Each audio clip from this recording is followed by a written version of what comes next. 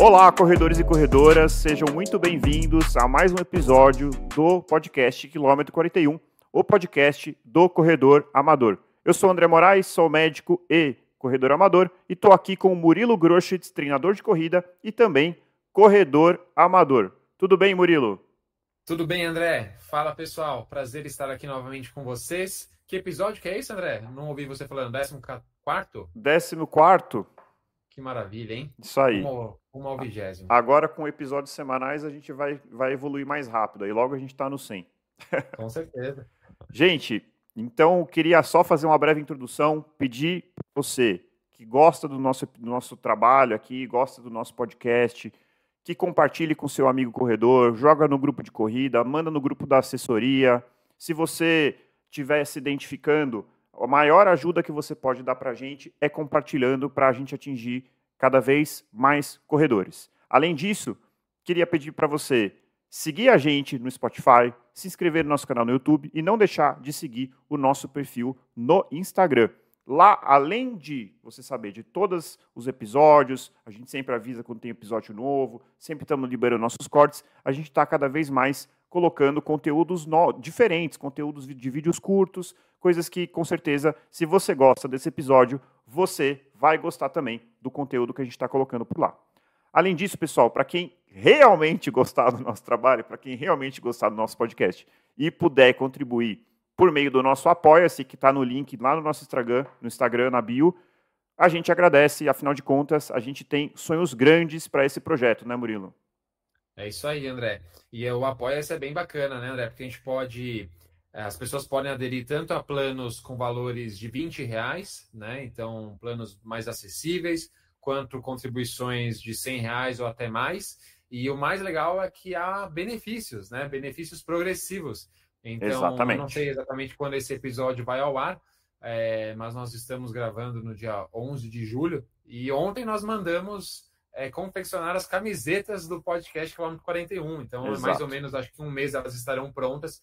Há alguns planos em que os contribuintes vão ganhar camisetas, alguns planos em que ganharão também canecas, terão acesso a conteúdos exclusivos. Então, a gente também quer retribuir a ajuda que essas pessoas darão para nós, né, para o nosso projeto. Então, é isso. Além de que, desde o plano mais simples, o seu nome aparecerá aqui ao final do episódio sob a forma de créditos, beleza, gente? E assim, o meu sonho, Murilo, é um dia estar correndo lá, fazendo meu treino, me deparar com uma pessoa que eu não conheço, correndo com a camiseta do quilômetro 41.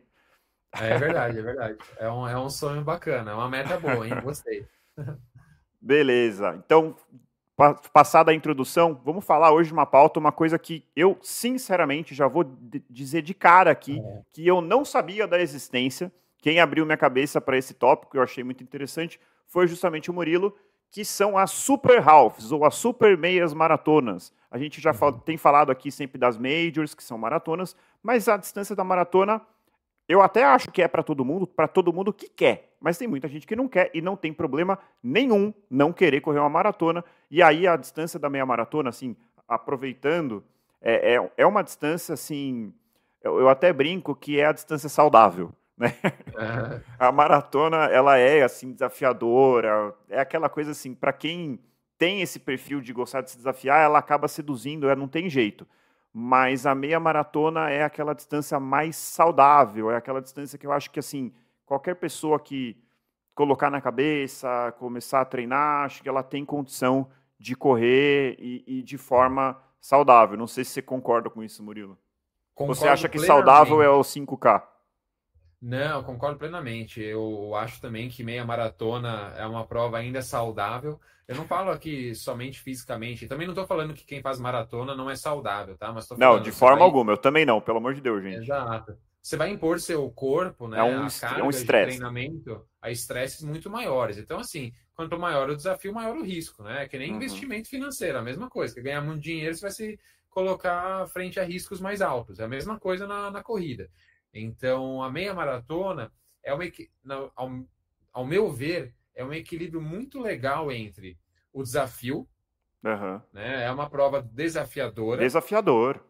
Muito desafiador para quem já fez, uma meia maratona forte, claro, dentro daquilo que é forte para você, né? Para você se desafiar. É muito difícil. Mas, ao mesmo tempo, o estresse ali do dia a dia, do treinamento, ainda não é tão elevado assim. Os riscos já não são tão altos, ainda não são tão altos.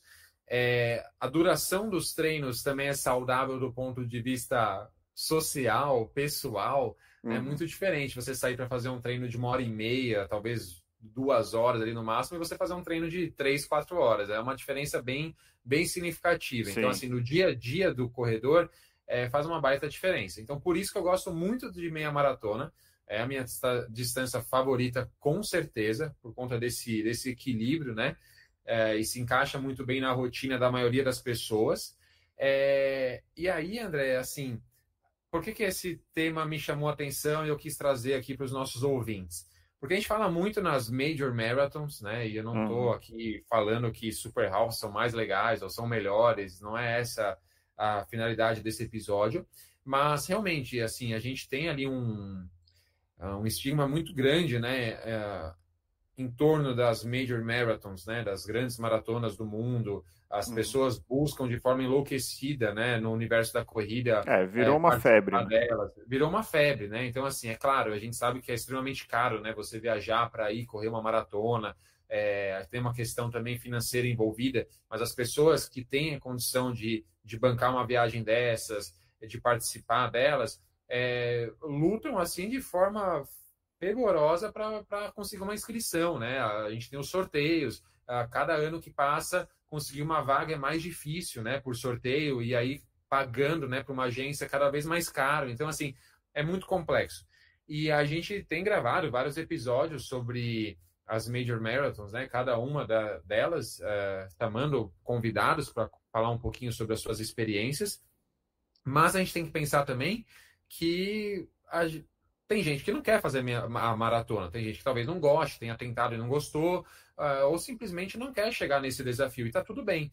Então, a gente sabe que tem muito mais praticante ali treinando para meia maratona do que para maratona. Então, eu achei importante trazer esse tópico, porque existe um circuito, da mesma forma que existe o circuito das Major Marathons, onde no final, concluindo todas as provas, você ganha ali a mandala, né, a medalha grandona, que tem ali cada uma das imagens das Majors. A gente também tem atualmente um circuito chamado Circuito da Super Halves, que foram as melhores, que envolve as 6 melhores meia maratonas do mundo. E aí, quais são? Bom, queria só dizer, esse circuito foi criado em 2019. Então é uma Caramba, coisa, é novo. É muito novo. E aí houve um problema logo no começo, que anunciaram esse circuito, criaram lá o site, né? A organização por trás desse circuito criou o site, onde o atleta vai lá e cria o seu cadastro, etc. A gente vai falar disso melhor. Mas houve um problema em 2019, final de 2019 para 2020, a pandemia. Pequeno problema.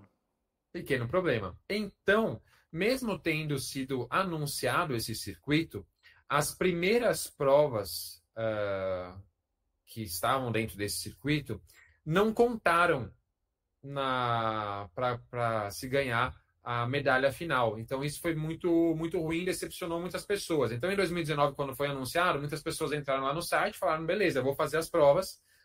E aí se cadastraram, fizeram uma prova ou outra, aquelas que rolaram durante a pandemia, mas, na verdade, as provas só começaram a valer, eu anotei aqui a data, já me perdi, mas começaram a valer, se não me engano, somente em 2022. Em 2 de abril de 2022, a primeira meia maratona do circuito começou a valer, foi a meia maratona de Praga. Então, antes disso, as provas não valeram. Então, aquelas pessoas que se inscreveram, fizeram algumas provas que rolaram ali em 2020, 2021, não tiveram elas computadas. Então, esse foi um problema. O circuito começou com 5 provas, na verdade. Então, eram as meia maratonas de Lisboa, de Praga, então Lisboa em Portugal, Praga na República Tcheca, Copenhague na Dinamarca, Cardiff no país de Gales, Valência na Espanha. A princípio eram apenas essas 5 meia maratonas. E no final do ano passado, então em 11 de outubro de 2023, anunciaram que a partir deste ano a meia maratona de Berlim, que foi realizada em abril, se eu não me engano, ia entrar por circuito. Entrou por circuito, na verdade. Então, atualmente, nós temos 6 meia maratonas, incluindo agora, essa última foi a meia maratona de Berlim, na Alemanha. Mas, para aquelas pessoas que já estavam ali contando para ganhar a medalha as 5 meia maratonas, elas continuam nessa contagem de 5 provas. Entendi. Elas podem fazer o upgrade para 6 ou podem se manter nas 5, não tem problema. Mas as pessoas que se cadastraram lá no site da Super Halves depois do dia 11 de outubro, aí obrigatoriamente elas têm que fazer as 6, não mais as 5. É só para quem já tinha feito o cadastro anteriormente. Caramba, Murilo, só lugar chato, hein? Então vamos lá. Lisboa, Praga, Berlim. Então deixa eu ver as datas aqui, ó, falando as datas para as pessoas se programarem. As datas do ano que vem. Eu tenho todas aqui também, se quiser. 9 de março de 25, Lisboa. Uhum. Depois 5 de abril de 25, Praga. Uhum. Depois 6 de abril, pô, é um dia depois do outro. Uhum. Já não dá para fazer no mesmo ano, né? A não ser que você seja maluco. Que é 6 de abril de 25, Berlim. Copenhague, 15 de setembro. Mas aí de 24. Cardiff, 6 de outubro.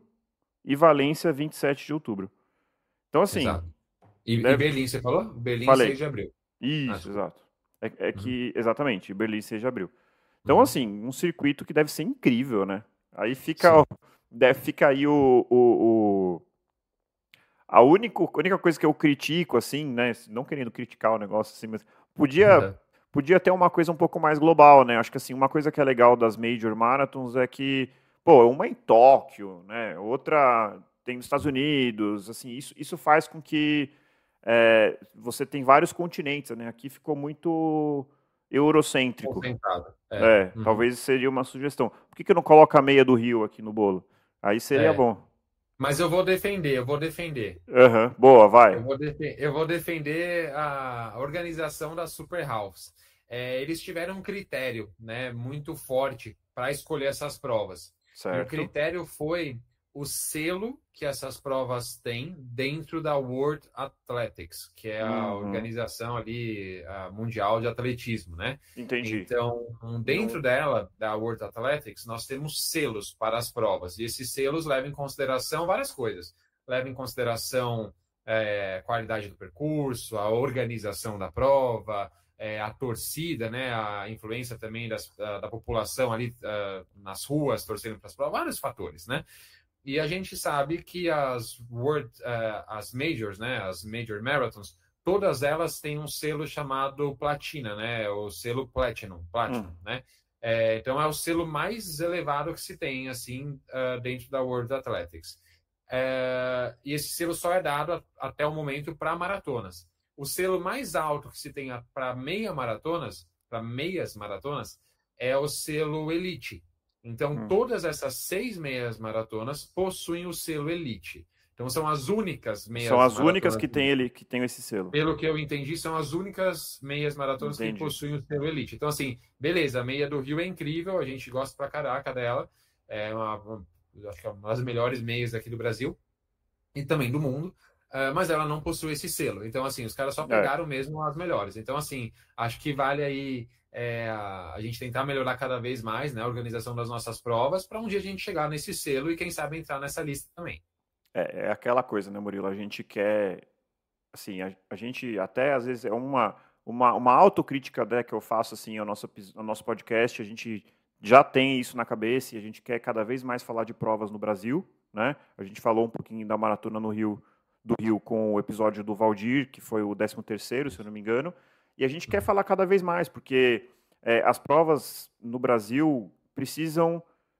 a gente sabe que não é a realidade de grande parte, infelizmente da maioria, ir para Praga, Berlim, Cardiff, financeiramente é um obstáculo.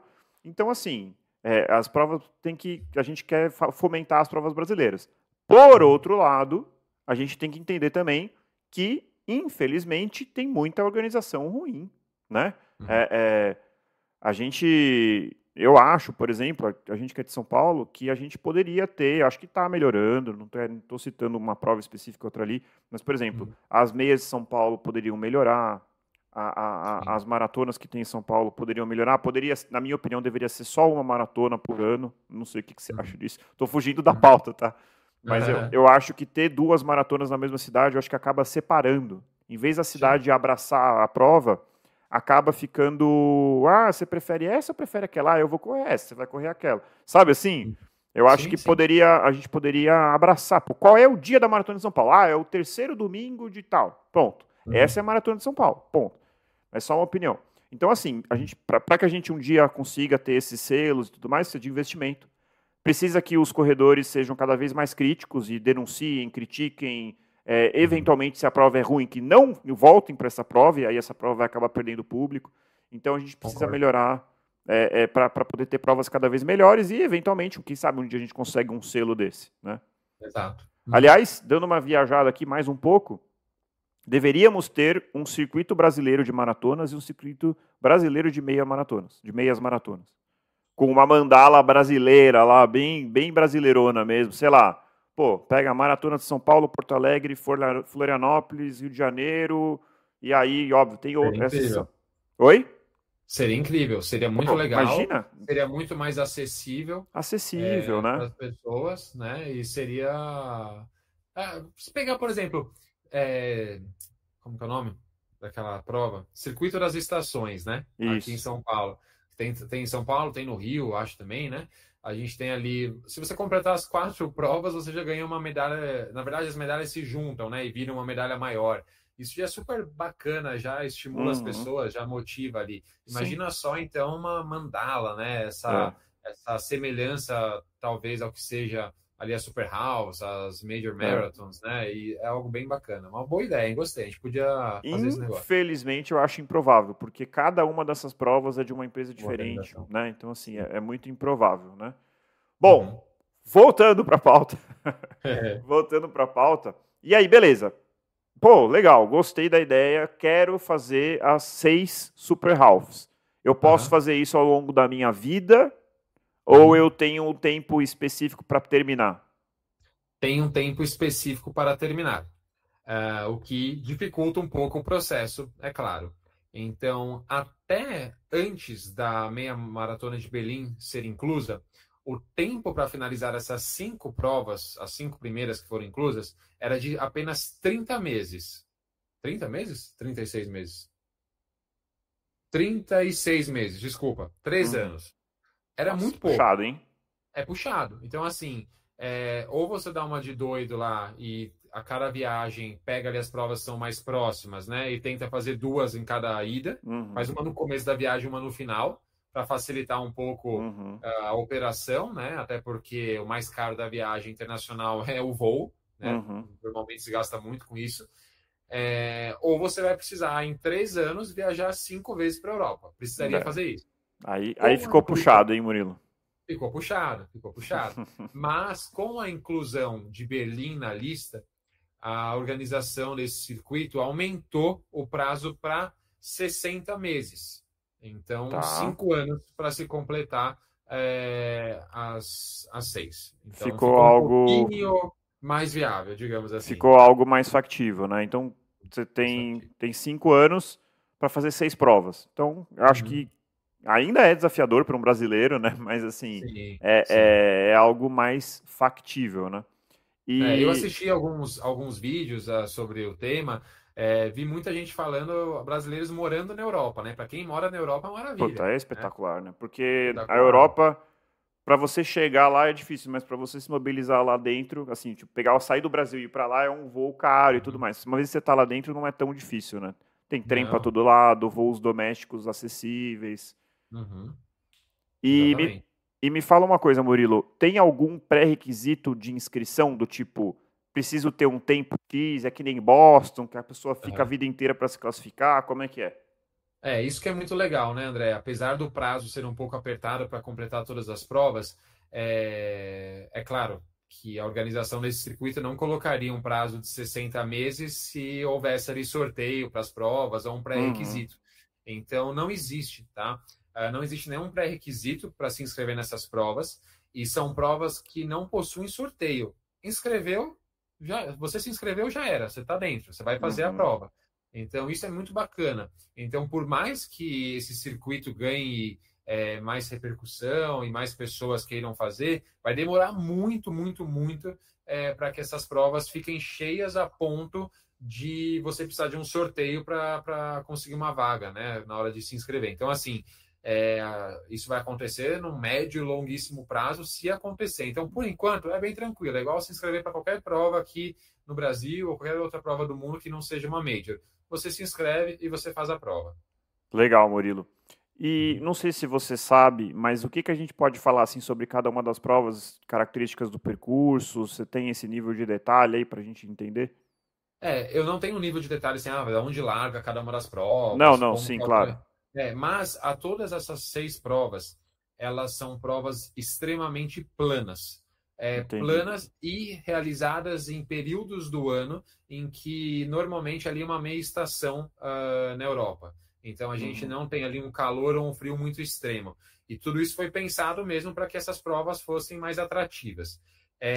Eu vi um dado, eu confesso que eu não peguei exatamente um número, mas assim, houve já umas, sei lá, 8, 9 quebras de recorde mundial na meia maratona nessas provas, tanto no masculino quanto no feminino. Inclusive, atualmente, o recorde atual da meia maratona, se não me engano, foi batido em 2021, foi em Lisboa.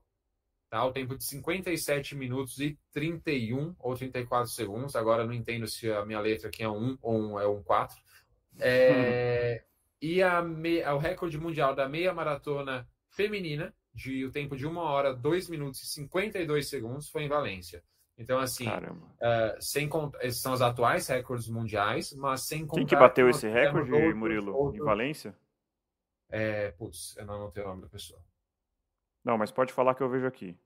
Boa. Então, assim, esses são os atuais recordes mundiais, mas nós tivemos outras quebras de recorde ao longo da história nessas provas. Então, são provas extremamente boas para tempo, para uma estreia numa meia maratona, para um RP. Então, assim, meia estação normalmente, clima mais ameno e trajeto predominantemente plano. Lisboa, inclusive, tem um declive se comparado à largada com a chegada. Então, é uma prova bem favorável. Mas ainda aceitável para recorde mundial, né?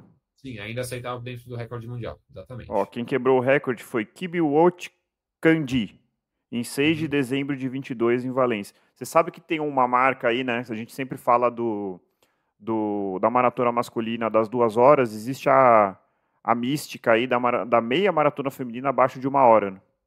Ô, louco. Não sei se a gente vai ver isso na nossa vida, mas que você falou é 1 e 2, né? 1 e 2, falta um bocado, né? Falta um bocado. 2 minutos, gente. É bastante coisa. Parece pouquinho, mas assim, eu não duvido, viu, Murilo? Eu não duvido porque o atletismo feminino tem evoluído tanto que, assim, não me surpreenderia se logo mais aparecer aí alguém correndo menos que isso. Talvez tenha mais para evoluir do que o masculino, né? Eu acho que sim. Mais largos, talvez, né? Se a gente pensar que, eu acho que sim. Não faz muito tempo a mulher não podia participar de uma maratona, né? Exato. E os homens já participando há muito mais tempo, Exato. Então é possível que os saltos sejam mais largos aí, em busca desse sub-1 aí. E o recorde mundial da masculina? Se eu não me engano, foi esse em Lisboa em 2021, novembro de 2021, 57, 31 a 34. Veja aí se é isso mesmo. Espera aí que eu já estou vendo aqui. Fechou, maravilha. E André, vou puxar aqui o gancho também para como se faz para, se você se interessou, né, ou se você vai mandar esse episódio para alguém ali que você conhece que provavelmente vai gostar aí da ideia, talvez que more na Europa, como fazer para você participar desse circuito, né? É só você ir lá se inscrevendo nas provas e aí automaticamente você já está participando? A resposta é não. Você tem que entrar num site chamado superhalves.com. Você acessa lá, você se cadastra, preenche lá seus dados pessoais. Daí você vai ganhar um número que eles chamam de Super Passport, então Super Passaporte. Você ganha esse número. E toda vez que você vai fazer uma inscrição numa meia da maratona, que está dentro desse circuito, obviamente, na hora da inscrição tem lá um espaço para você preencher o número desse super passaporte. Então, assim que você preenche, você automaticamente já vai computar ali a sua participação, o seu tempo no circuito. Então, já vai automaticamente contar ali como prova feita dentro desses 60 meses, tá? Uhum. Se você esquecer eventualmente colocar esse número também, eu vi lá que dá para você depois recorrer, dá para depois você mandar os seus dados, eles inserem, e eles são bem rígidos em relação ao tempo. Então, se por acaso, vamos supor que eu fiz vou fazer ano que vem a Maratona de Lisboa em março. Aí, 5 anos depois, 5 anos e meio depois, eu faço Praga. Me ferrei. Não, já era, perdi a Lisboa. Mas Praga começa a contar novamente no circuito. Entendi. Então eu tenho que completar 6 dentro dos 5 anos. Entendi. Pô, caramba, é assim, eu tenho um sentimento ambíguo, Murilo. Eu acho muito legal a ideia. Eu acho que devem ser provas espetaculares. Sim. Mas assim, eu acho que não podia não ter esse questão do tempo, né? Quem sabe eles não mudam isso em breve, né? Assim como aumentaram ali uma prova, aumentaram o prazo de 3 anos para 5, quem sabe em breve eles não mudam isso também. Acho que vale a pena, porque assim, são provas muito legais, obviamente eu adoraria correr cada uma delas, mas assim, é difícil conciliar, né, com todas as outras vontades que a gente tem, as outras meias maratonas que a gente quer correr, maratonas que a gente quer correr, enfim, a gente que está aqui no Brasil. E a sugestão de talvez deixar um pouquinho mais internacional, colocar uma meia nos Estados Unidos, uma meia... Aliás, por que não, né? Dizem que estão pensando em aumentar o número de Major Marathons, né? Sim. Eu ouvi falar, eu não sei se é verdade, mas eu ouvi falar que tem uma chance grande da Maratona de Sydney entrar como uma Major, né? Que seria um outro continente, né? Acho que isso seria muito legal, né? Um circuito mundial, sim, assim, né? Uhum. Querendo ou não, os Estados Unidos acaba sendo privilegiado, né? E tem 3, sim. né? Sim, com certeza. Seria bem interessante dar essa diversificada. Tem essa questão ali do selo elite, né? Tudo mais. Mas seria bacana, né? Mas assim, de qualquer forma, dentro dessas 6 cidades, há uma diferença cultural muito grande entre esses países, com né? certeza. Eu já estava dando uma analisada nisso também. Então, assim, você vai para universos totalmente diferentes. Totalmente né? diferentes. A Europa, mudando de país, você vai pegar país nórdico, vai pegar Lisboa, que inclusive fala a nossa língua, né? Ou a gente fala a língua deles.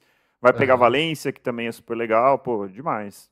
Berlim, exatamente. São só culturas diferentes. Murilo, vou fazer um gancho inesperado aqui. Não sei se...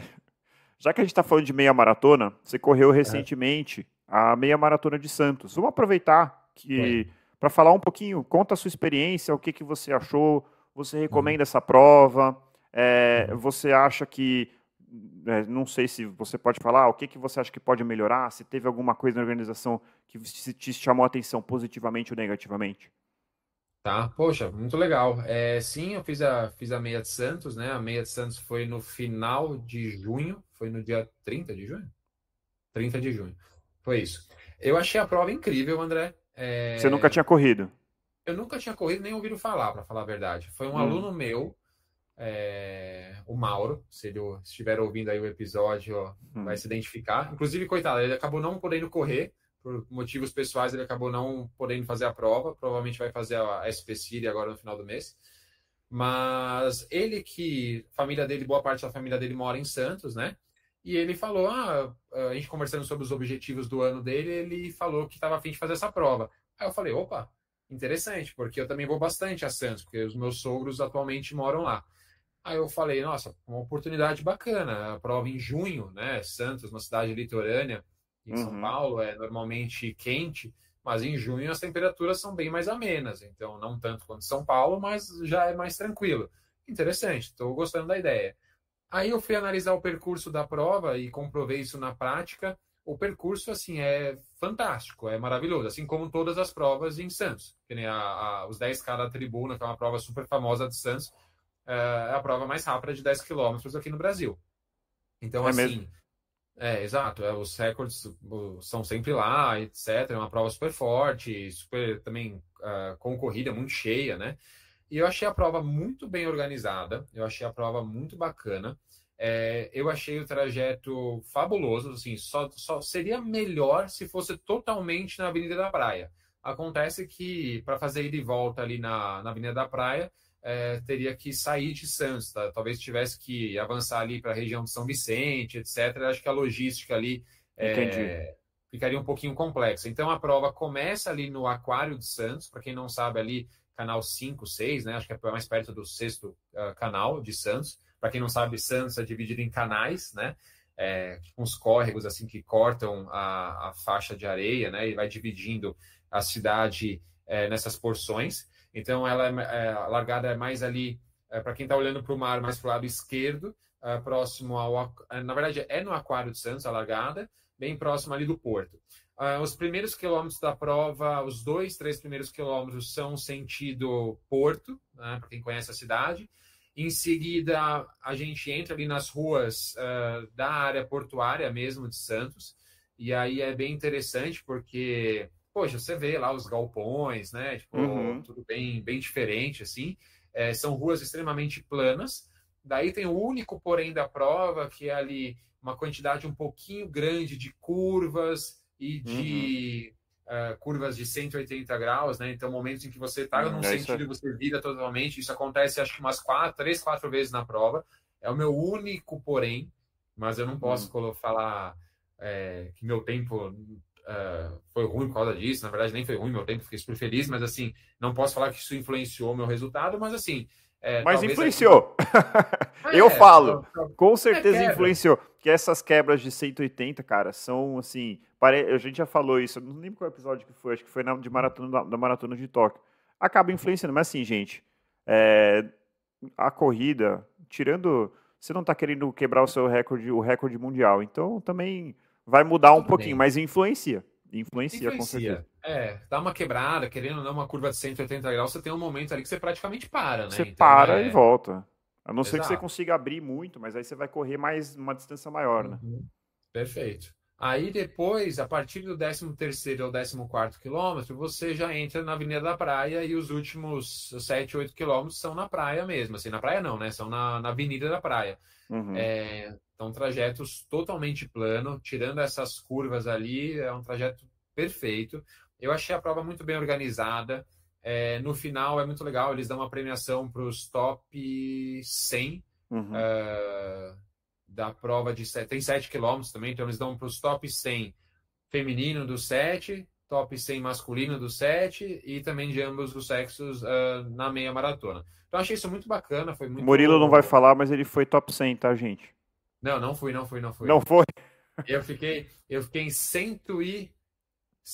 Não, teve uma outra corrida que você foi top 100, né? Teve a Atenas Run Stronger,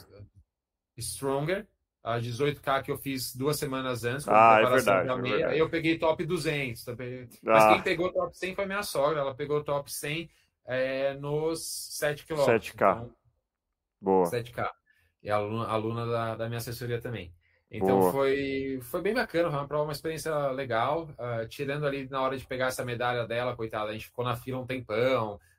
Mas aí também não é culpa da organização, porque eles colam ali no mural a lista dos top 100 e aí tem lá tipo 10 minutos para você recorrer, né? Então se você falou, não, aquela mulher não era mulher, era um homem correndo com o número de peito da esposa, aí você vai lá, recorre na mesa da organização. Não acredito que tem gente que faz isso, gente. Tem muito, infelizmente isso tem muito. Impressionante. E o Murilo, me fala uma coisa, tinha isotônico, hidratação, ponto de hidratação, como é que tava, assim, a cada quantos quilômetros? Hidratação perfeita, a cada 3 quilômetros aproximadamente. Tinha isotônico no final, acho que no 18º ou 17º quilômetro. Tinha gel de carboidrato. Sim, prova bem estruturada. Guarda-volumes funcionando bem, quantidade de banheiros químicos adequada também. Isso é importante. Eu sempre me preocupo com os banheiros químicos, cara. Não, tinha. Largada tranquila, largada com pelotão. Tranquila, bem organizada por baias de pace, então isso faz uma baita diferença, né? Claro, desde que as pessoas respeitem, né? Na hora de fazer a inscrição, vale o bom senso de todo mundo na hora de se inscrever, mas ali divide, né? E aí tem pessoas da organização permitindo que a pessoa entre somente na sua baia adequada. E aí vale uma experiência pela qual eu passei, que na véspera da prova, quem retirou o kit para mim foi a minha sogra, e aí na noite anterior eu olho meu número de pace, eu nem tinha lido, eu já tinha até colocado na camiseta, minha esposa que virou para mim, a Natália, falou para mim, não, o seu pace tá 5 a 5:30, e eu queria fazer a prova para 4:15 e 4:30 por quilômetro. Aí eu falei, caraca, na hora de me inscrever eu nem vi que tinha lá tipo, a divisão por ritmos, né, e coloquei o ritmo errado. E aí eu falei, putz, me ferrei, né, porque eu vou largar muito para trás, né, provavelmente eu vou perder minutos bem preciosos no começo. Mas aí eu acabei conseguindo, eu peguei o comprovante ali da Atenas Run Stronger que eu tinha feito, peguei ali, imprimi com meu nome, o tempo que eu fiz, conversei lá na organização e eles deixaram eu entrar. Eu falei, olha, foi erro meu, né? Eu não vi na hora de me inscrever que eu tinha errado.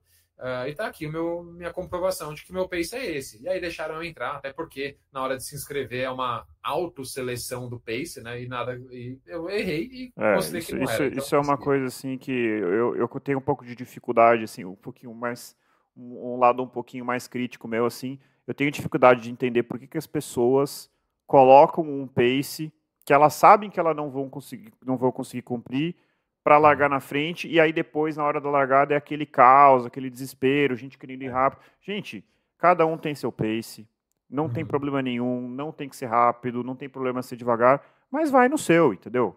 Respeita a sua baia, né? Isso eu acho que é muito importante. Você respeitar os outros, né? Você respeitar a si mesmo também, porque pode acontecer um acidente, né? Tipo, exatamente. As trombam, Machucam, eu já caí em largada de prova, quase caí, né? Caí não, já quase caí algumas vezes, assim. É muito complicado isso. Mesmo em provas que não tem, aí um desabafo meu e uma orientação minha como treinador também, né? Mesmo em provas que não há essa divisão na hora da largada, é muito importante que você tenha ali um bom senso. Qual que vai ser o meu pace? Exato, é isso que eu tô falando. Você se coloca um pouco mais para frente, um pouco mais para trás, né? Assim, poxa, se o seu pace é de 6 por quilômetro, ok, você tem o mesmo mérito que todo mundo que vai correr essa prova. Mas talvez o local mais adequado não seja ali logo atrás do pelotão de elite da prova. Você vai ser atropelado, as pessoas vão ficar aborrecidas com você e você é ruim para todo mundo. Ninguém ganha com isso. Ninguém ganha com isso. Todo mundo perde. É certeza absoluta. Exatamente. Legal, Murilo. Eu acabei falando da meia maratona porque acho assim, parte do que a gente quer fazer aqui também é assim, pô, o cara tá querendo correr tal prova. Sempre que a gente puder comentar as provas que a gente vai correndo, acho que vale a pena, porque traz a experiência. Se foi uma experiência legal, se é uma prova que você recomenda. Então, Meia de Santos, boa. Você recomenda. Boa. Gostei. Legal. Maravilha, Murilo. Gente, este episódio foi um pouquinho mais curto. Eu queria aproveitar. Fala lá, Murilo. Tenho mais uma informação, mais uma curiosidade. É a última. A gente sabe que nas Major Marathons, né? E aqui eu estou fazendo comparações, mas em hipótese alguma comparando diretamente circuito de maratonas e circuito das half, né? Mas a gente sabe que a mandala, né? A gente já tem ali mais de 1.000 brasileiros que possuem a mandala, tá? Até porque o circuito é muito mais antigo do que é o da Super Halves. Mas só por critério de curiosidade, a gente tem somente um brasileiro que conseguiu a mandala da Super Halves, né? A Super Medal, quando eram apenas 5 provas, então quando Berlim não estava inclusa. E com a inclusão de Berlim, nós temos apenas 6 brasileiros que completaram todas. Nós temos muitos, eu contei lá, mais de 100 e pouquinhos brasileiros que estão na busca de. Então lá no site você consegue ver quais provas cada pessoa já...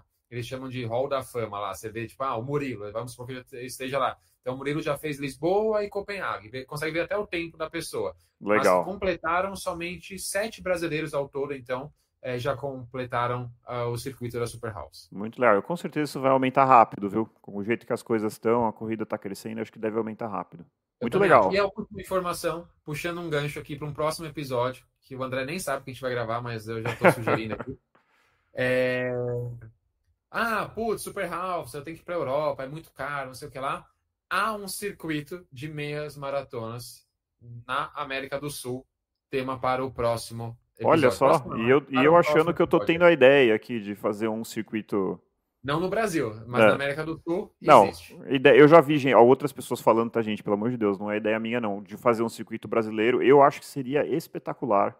Acho que a gente pode começar uma corrente aí, um abaixo-assinado, sei lá, pedindo um circuito brasileiro de maratonas e de meias maratonas. Isso seria espetacular. Seria fantástico. Mas para quem tiver curiosidade, já quiser dar uma pré-pesquisada, chama-se Mega Finisher e é um circuito da América do Sul de meias maratonas e maratonas. Muito legal, muito legal. Boa, Murilo. Gente, então, como eu estava falando, o episódio um pouquinho mais curto, eu até quero aproveitar que foi mais curto para pedir para vocês comentarem. Vocês preferem episódios como esse, com cerca de 40 minutos, ou episódios como, por exemplo, o episódio com o Valdir, que passou de 1h10, quase 1h20, ou tanto faz, né? Depende do assunto, a gente pode oscilar, isso é uma coisa que a gente quer saber bastante. Acho que eu vou até abrir uma enquete no Instagram para perguntar sobre isso. Acho justo, uma enquete, gostei. Ou vocês querem episódios de 2, 3 horas, né? Pode ser também, a gente não se incomoda. Aliás, tem que manejar o horário, né? Senão a sua esposa e a minha esposa vão matar a gente, né? É isso aí. A gente vai morrer de fome, né? Nessa quase hora de jantar. Exato, exatamente. Essa é a vida do corredor amador, né? É isso. Beleza, gente. Muito obrigado mais uma vez. Então, corredores e corredoras, encontrem o seu motivo para continuar correndo e nós nos encontramos no próximo quilômetro 41. Muito obrigado. Valeu, Murilo. Valeu, pessoal. Até a próxima. Valeu, André. Tchau, tchau. Valeu.